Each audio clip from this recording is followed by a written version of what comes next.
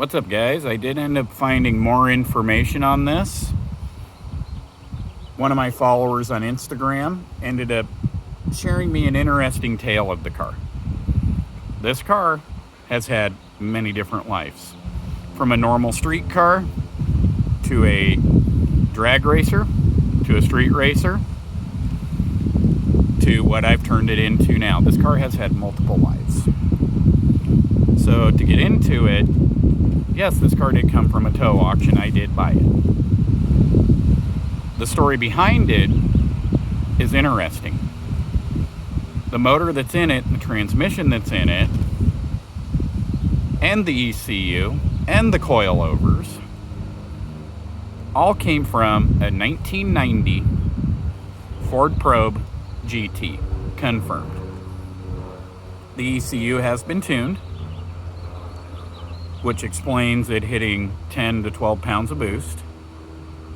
Has K-Sport coilovers. Let's see, what else is in here? It's on its 4th cylinder head. Motor's been rebuilt at least twice in its life. It's still got a lot of life left. It's got a heavy-duty clutch, which is really nice.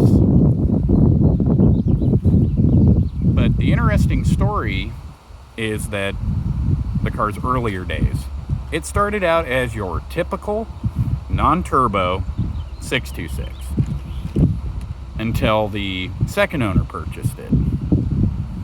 The second owner wanted to turn it into a track car, street racer, drag strip. So he set out to build it. He did a good job.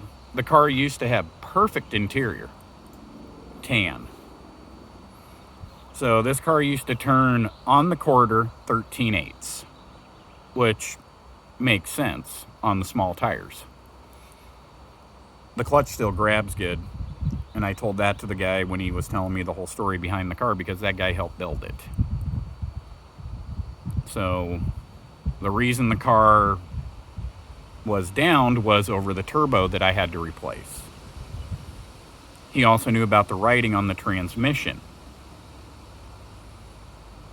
The K-Sport coilovers he knew about. So altogether, I'm giving this car a second life, or a third, or a fourth. I'm going to build it, keep working on it, and I'm going to keep it alive.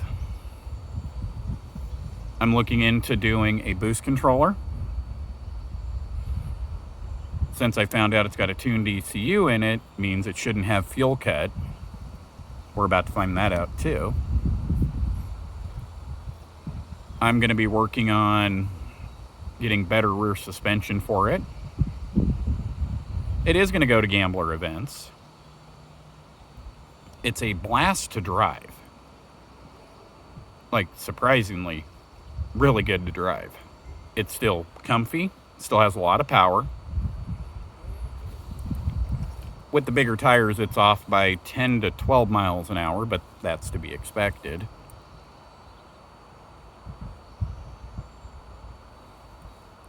But all in all, this is one of those cars that I actually got to find out the whole backstory on. He's trying to put me in touch with the original builder, because I have a few other questions about the car. There's a few things I've noticed with the motor. It's putting out a little more power than it should. So I don't know whether they built the bottom end, but I did confirm the top end had been built. Has a brand new timing belt on it. So that's adding up. I did find out that it did have a Walbro 255 fuel pump in it, but now it's back down to the stock turbo one. But if it is tuned like he says it is, I should be able to hit 15 pounds of boost without hitting boost cut. And I'll do a video on that too once I get my boost controller in it. But alright guys, I thought I might share this with you. And to add, the car was built around early 2000 to 2003. So I'm waiting to hear from the original builder of this car. But all right, guys, y'all have a good one. Bye.